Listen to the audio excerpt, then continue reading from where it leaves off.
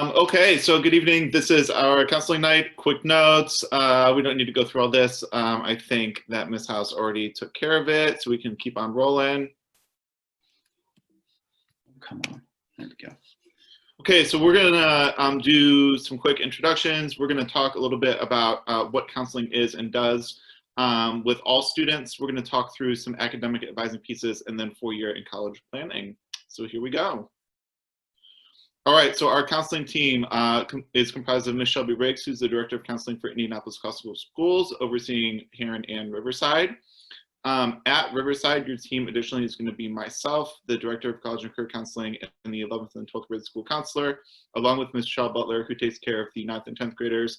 And she is also a licensed clinical social worker and brings that therapy piece to our team as well. Over on the Heron side, you've got Ms. Jenny Kiefer, and Julia Weck, and they take care of 9th through 11th grade and split the alphabet like you see there. And then rounding out the team is Mr. Ed Rowe, who's the Director of College and Career Readiness for all grades, and then Ms. Shelby Briggs again, who takes care of the rest of the counseling piece for the 12th graders. All right, so counseling overview. Ms. Kiefer, you want to grab this one? I got it. So a brief overview on the services we provide. It's broken up into 3 tiers, essentially. College and career readiness, academic achievement is what it says on there, but academics, and then as well as social emotional, the component of social emotional wellness. Sorry, I'm a little brain dead today. So in that, I mean, we do academic meetings with students, we'll do grade checks. We have more focused plans such as our academic intervention meetings for students that just need a little bit extra support. Those things are also accomplished in our advisory setting with their advisory teachers. So that's really cool and a neat way to weave that in. We're here for the students social emotionally. So if they need anything, whether it's to do with home, school, just personal things, they can come to us. We're here to support them with that. And then college and career readiness, which is what the theme of the night is. Continuing on, the tiered support. So we have those universal supports across the board. So that's like the advisory, office hours, the built-in supports that you'll hear more about if your student becomes a student at Heron, such as our remediation passes and our late passes. And then we have a more targeted tier. So maybe they need extra support, and maybe extra practicing English or math. So they're placed in a support class. And then the more intensive, so that can be like the academic intervention meetings.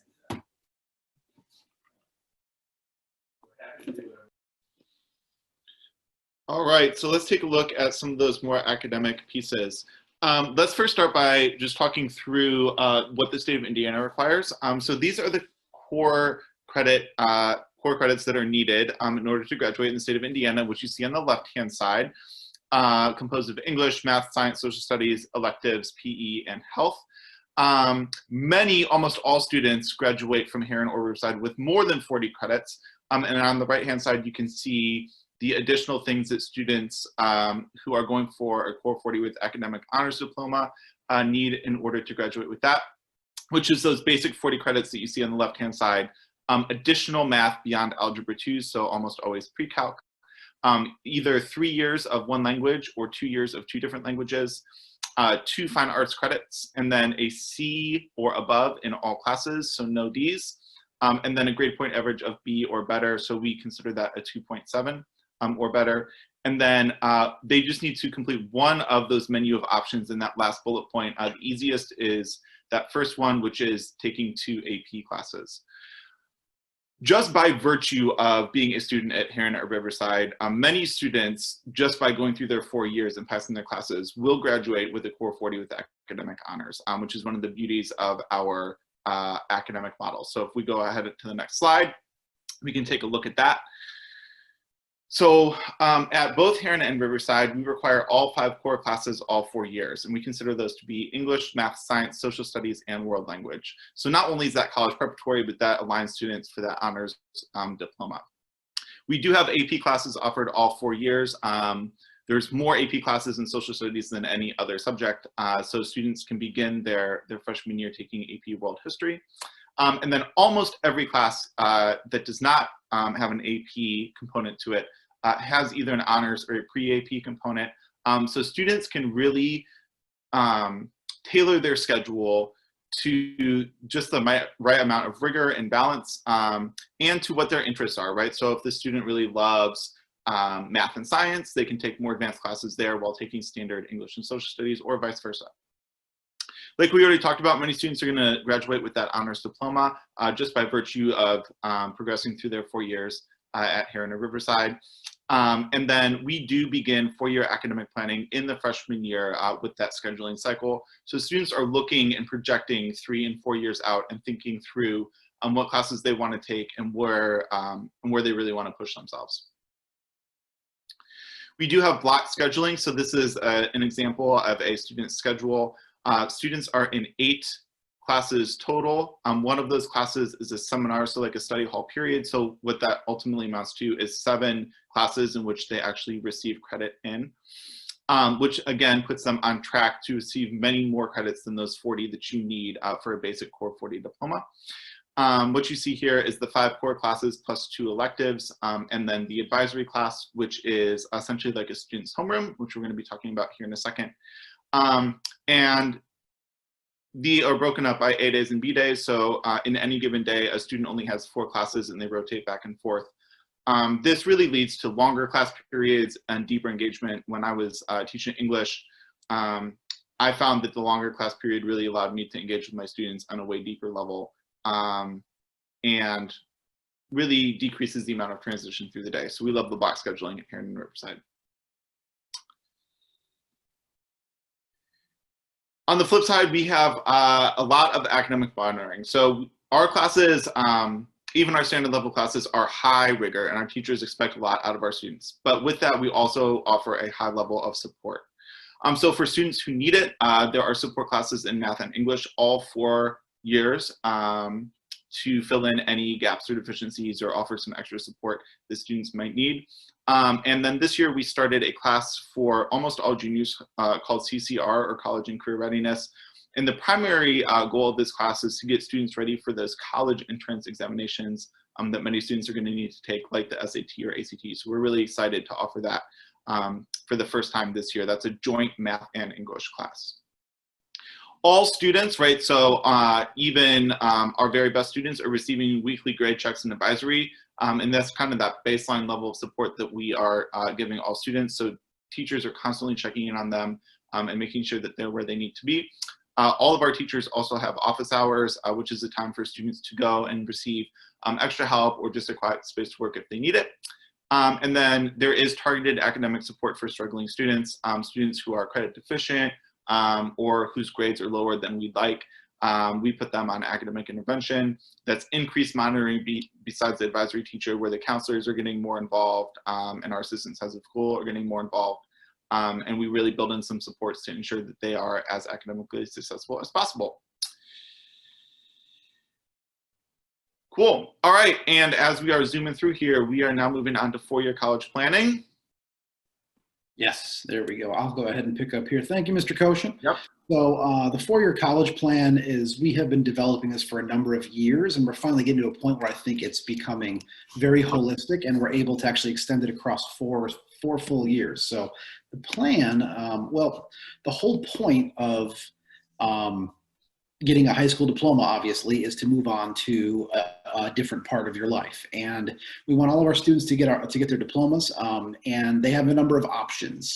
Many of our students, about 70 to 80% of them, do choose to pursue a bachelor's degree, which is a 4-year degree. Others will either join the military, they will get an associate's degree, or they will get a certificate or a licensure. And I'm going to talk about each of those options. You can see with the bachelor's degree, you do have the option of getting a professional degree, a master's, a doctorate, and moving on to a higher level of education. Why do we want to have students prep for college? Why are we a college preparatory network of schools?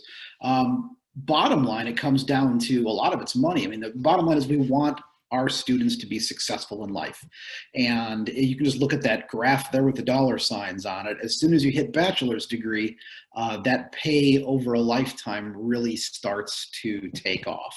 So I mean, even with a student with a high school diploma, it's okay, but I mean, you double or triple that once you have a bachelor's degree. So post-secondary education is the most valuable investments to make in our students' future, financially and personally. It's incredibly important, and we want to give them the best start possible. So what do we do to get them ready for this journey? All kinds of things. So this is just a basic table that has some of the things you do in each grade. So if your student's coming in as a ninth grader, you're going to find that they're going to look at some career and interest exploration. They're going to look at some strengths and weaknesses in terms of academics and learning styles that they have. Freshmen do a 4-year plan to figure out their classes they want to take to give them the best resume possible for college. They also take the COGAT exam, which is an exam we use as an indicator for high ability students. And it's also an exam that gives students an idea of what their best learning styles are and what modes of learning work for them. In 10th grade and 11th grade, they take the PSAT, which is the practice SAT.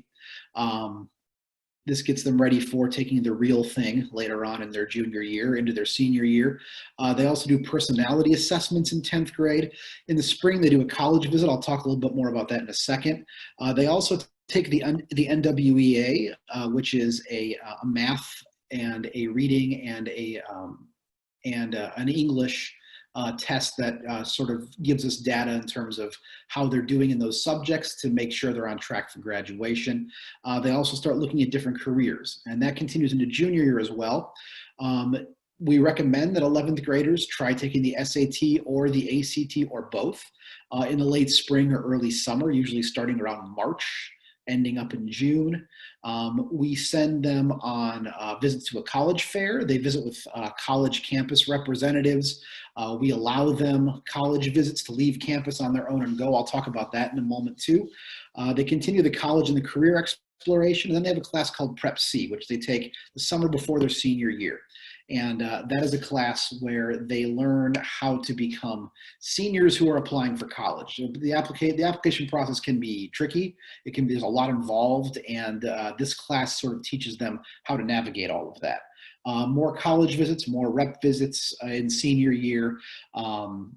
Some students take advantage of internship positions that we offer at the school that are offered around the community, helps build their resume, gives them real world experience in the workplace. Some students end up getting a job part-time. And then of course the college application process. And we not only help them through that, but we help them with scholarships and financial aid as well. We have a whole series of informational nights, website resources. We have an entire nonprofit organization that we work with that helps you fill out the FAFSA when you're getting ready to fill that out for your students' college financial aid. It's a process. And we do, from what I've been hearing from our parents, a lot more than other high schools do to help with this process.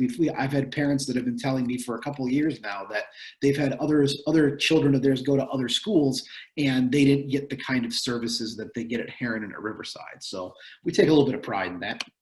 One thing I want to quickly go over is one of the tools we use quite a bit, even starting in 9th grade, is Naviance.com. This year I had several seniors at Heron whose parents were asking me about career interests and career aptitude, and there's all sorts of tests out there that you can go to career counselors and get them to give your student these tests to see what sort of career they might be best suited for. They also cost money. We have the same kind of thing, and parents were very sad when I told them that you can do that all on Naviance for free. So we have a license with Naviance.com. It's a website that has several functions.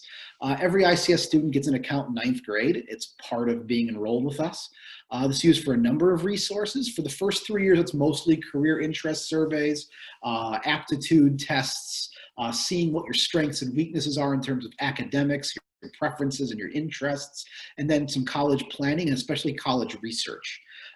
In 12th grade, it also becomes a program we use heavily in the college application process, and it mostly serves as an e-document server for us to send all of those other things to colleges, like transcripts, teacher recommendation letters, all kinds of stuff like that. This is something that the sooner that your student in 9th grade starts becoming familiar with this program, the better it's going to be. And a lot of these different lessons about Naviance, we roll them out into that homeroom advisory period that Mr. Koshin was talking about a little while ago. And they get lessons on these different topics every few weeks. We have a lot of college rep and campus visit opportunities. So ICS students, they are actively sought out by representatives from dozens of schools across almost all 50 states. So last year at Heron, this is the first year we've had a graduating class at Riverside, so I have more information for Heron. We had over 50 colleges and university reps come last year, and 11th and 12th graders are allowed to meet with them. They're 30-minute visits where they learn about the college and ask any questions they have. Even despite COVID this year, we still had a bunch of reps come to the campuses virtually. It was tough to get kids into Zoom rooms for that, but we still kept with it. I think at Heron, we had about 25 different schools that were represented. Usually when it's in person, we can get a lot more people to come in. In 10th grade, there's the annual college trip. So usually it's in April. We take all of our sophomores, load them on buses, and they get to pick which colleges they want to go to. They spend the whole day going to 2 different universities. Usually we do a larger university and a smaller university. We go to all the big ones, Purdue, IU, we've been to DePaul, we've been to Earlham, wanted to do IUPUI and UIndy last year, but they got canceled because of COVID, all that kind of stuff. There's 8 different schools we go to all across, Ball State. Ball State's the other big one that I couldn't think of for a second there. And then in 11th grade, we have the NACAC College Fair, which happens in September. There's usually over 200 colleges that are there down at the convention center downtown. We bus all the juniors down there for a couple of hours, and they get to go around and visit with reps face to face. And then in 11th and 12th grades, like I said, we have the rep visits, those representatives who sign up to come visit campus. Students in 11th and 12th grade are allowed 5 visits per semester. And then 11th and 12th graders are also given 2 excused absences per semester for on-campus visits. So if you want to take your student on a trip to Purdue to visit for the day, call them into the attendance line and they'll be excused for that. We actively encourage students and parents to visit colleges on their own. Last thing I'll quickly mention is if you have a student who's not interested in a 4-year college option at all, or at least to start with, we have a number of institutions that offer technical and vocation certifications. Ivy Tech's a big one. They offer 2-year associate's degrees. We're a very close relationship with our Ivy Tech folks. They have all kinds of technical certifications. And if your student wants to transfer to a 4-year institution to finish their bachelor's after the associate's degree, Ivy Tech does offer easy transfer programs, especially to IUPUI and to Ball State, so they can finish a 4-year degree if they want to. It's also a really cost-effective way to get your students some good college experience without paying $20,000 a year for it. We also partner with local trade unions. We have the 3 armed forces folks that I've met with and they visited campus are the Army, the Navy, and the Reserve. I'm looking to get some more. Hopefully I can get the Marines in there next year or this year as well. And then we have been planning for over a year now a post-secondary options fair that's supposed to happen in April. It was supposed to happen last year. We were going to have all of these different unions and organizations and armed services on hand live to talk with our students who are interested in maybe one of these options. And of course that got canceled too. Our plan hopefully is to have it this year in April and then every year after that. So whether your student wants to pursue a 4-year degree, a 2-year degree, or something else, technical or military service, we are there to counsel them into that all the way through. We don't want, what we want is, we don't want any of our students just graduate high school and then go get a job somewhere at a Starbucks. That's great and everything, but we want them to make a career out of something. So we will do everything we can to sort of move them down that path. And I think that is the last slide we have here. Yes, it is.